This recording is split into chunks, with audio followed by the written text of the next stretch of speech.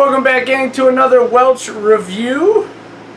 So today we're going to be talking about a fantastic show, The Grave of the Fireflies, and Stefan is trying to figure out who is in the show, so he has his phone up on the side. Give us the rundown while you got it. Alright, so real quick, I had it all wrong. So, as Seita, you have J. Robert Spencer. As Setsuko, you have Rhoda Crosite. As the aunt, you have Amy Jones. And then as the mother, right, as Seita and Setsuko's mom, you have the talented Veronica Taylor, who portrayed the voice of Ash Ketchum in the original Pokemon. Yeah. This is a Studio Ghibli film, so it was in the Miyazaki Wheel of Genius, and it was directed by Isao Takahata. It was also written by him, and it's based on a book by, give me a second, Akiyuki Nosaka. If my apologies for butchering any names. And this was also animated back to back with My Neighbor Totoro. Yeah. And so that takes care of that sphere of things. So what's Grave of the Fireflies about? Because this is definitely not a happy story, Sam. Yeah. So originally I thought that it was about like a family that dies in like Hiroshima or Nagasaki, but it's not. This was my first time seeing it, but I had heard that it was very, very sad. What it's actually about is two kids who are trying to survive during the World War II era in Japan. So it starts, I don't know, probably like midway through the war, and it ends at the end, right after the war ends. After Japan surrenders. Unconditionally surrenders. So after the nukes, but the kids never actually wind up hearing about the nukes. So those don't come into play. But it's about how they kind of get like passed along in between family members and eventually find their way out onto their own and their struggle to survive out in like, an environment where there's basically no food because everybody is struggling to find food because of the war. And, they've kind of been left behind by their family. They're in very, very poor straits the entire time, and it's just kind of like one step of crippling depression every 20 minutes you get hit with. Wave after wave. Wave after wave.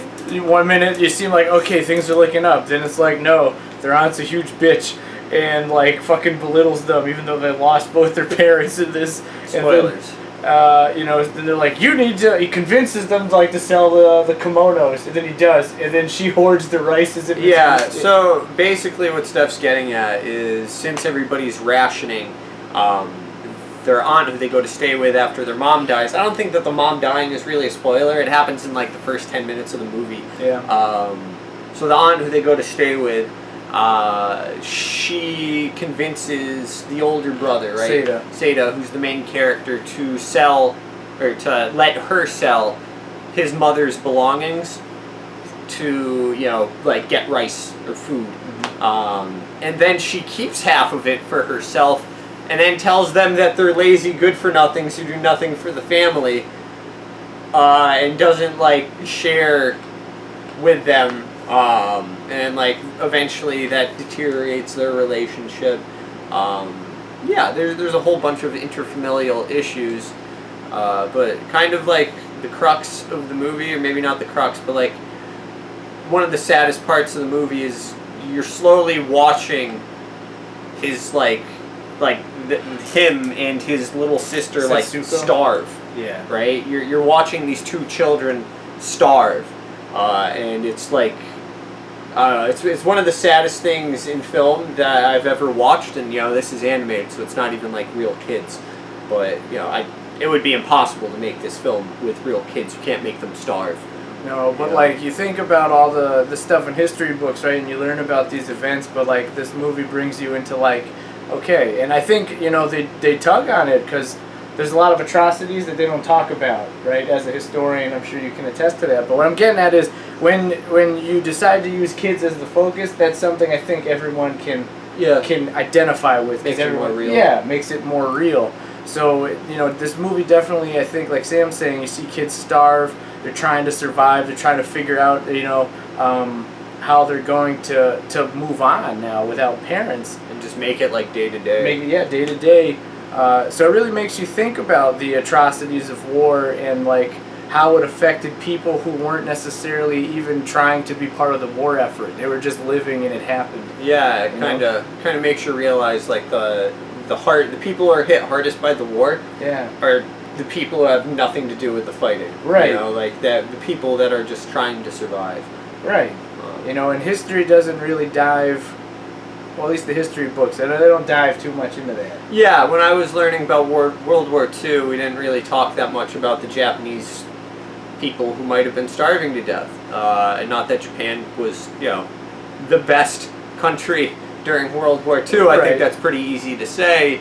Like, there is still a lot of innocent people who lived there who had to go through a lot of terrible things because their country was in a war. You know, you can't blame a citizen for living somewhere when a war happens to that country. Exactly, and that this story definitely, I think, humanizes a lot of prior connotations about that. You know, so another thing that's really cool in the story, as it's also like a coming-of-age and war film, they also have an element of I wish they did more, but during the air raids, right? So it got to a point where Seda, you know, he couldn't convince some guy to, like, farmers to trade with him. They wouldn't take his money, even though he had plenty of it, like, and everything was rationed. So he resorted to thievery. Yeah, because he didn't have a say. So I thought that was very inventive, and I wouldn't put it past it, like, actually happening. Yeah, because what he was doing is, when the air raids happened, he would go into people's houses while the area was being bombed and steal their stuff. And then he would leave. So he would raid people's houses while the air raids were going on, which is, you know, both scary and intelligent. Exactly. But yeah, so something that I think we kind of forgot to mention, which is important, is Seda, who again is the older brother, is kind of responsible for taking care of his little sister throughout this whole thing, who's like 4 years old.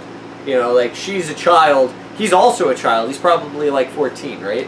So he has no idea what he's actually doing, but he's doing his best, and he's watching her starve while he also starves. You know, like, and throughout the whole movie, all that Seda's goal is like, make sure she's okay, make sure she's eating, make sure I can take care of her. You know, that's not an issue that a 14-year-old boy should have to think about at all. So I don't know. It does a good job. Really exploring the depths of what that kind of relationship would be like and would have to be like if he was going to maintain and preserve whatever he had left of his family. You know, he definitely filled in the role of a parent, like, to a T. Like, he did everything possibly right that he could. You know, and there might have been a few things that he could have fixed, but you can't blame him for trying. We can't blame him. No, I mean, again, he's like a 14-year-old kid. Yeah. He's not equipped for that, especially not in like the worst conditions that he could be in. No. So yeah. And like, it still wasn't enough though. Yeah, like his attempts. Yeah. Yeah, like everything he did, sadly, still it wasn't like enough. Like war in the end. Like, all right, I'm just ruining it. She dies. Like the kid dies, man. Like, she just dies. Well, spoiler warning at the beginning of the film. Not the film. Of this. Well, they do spoil at the beginning. They're like, yeah, that was the day I died. Yeah, he does mention that, and it's heavily implied at the beginning. So, like, going in, you know it's not a happy movie. So, and, like, the analogy of Fireflies, right? Like, from the title, okay, there's a scene where they finally have, you know, left the aunt's house, and she's all like, for all I care, you can live in the air raid bunker. And so that's what they do. Like, they move into the air raid bunker. And then Setsuko's like, you know, it's really dark. I can't see. I'm scared. So then Seda and her, they catch a bunch of fireflies. And they put them inside their, you know, new home to light things up. Right? Now, the unfortunate thing, right, like anything, is life is short and precious. And in insects, it's minuscule. So, like, all the bugs died. Right? And then Setsuko is shown making a grave for them, right, and burying them. Like a mass burial. Which is how their mother was buried. Yeah. Right? They're thrown in a mass grave and buried. And she says, oh, just like Mama, right? So, but, like, then, like, the duality of that and the symbolism is, like, in the end, she Also died and was buried. Like something that has a lot of light, that has a lot of, value and untapped potential, right? It then just gone. We always talk about the untapped potential of Fireflies. Yeah. But like I understand what you're saying. The one bright thing in their life. Yeah, the something beautiful, right? Yeah. Something beautiful, and all that's fleeting, and like it just highlights the horrors of war and how it affects people on a very, very personal level. So like they did a great job at Studio Ghibli. This is definitely a movie I will not be watching again. Yeah, I don't plan on watching this again. Definitely a once and done kind of thing. Mm-hmm. But if you haven't seen it and you're okay with crying, I would watch it. It's good. But if you also just don't want to be sad, just don't do it. Then it's really not worth it. Like don't be sad. But if like you're like Sam saying, if you're you're a fan of Studio Ghibli, you're a historian, right? You're a history buff.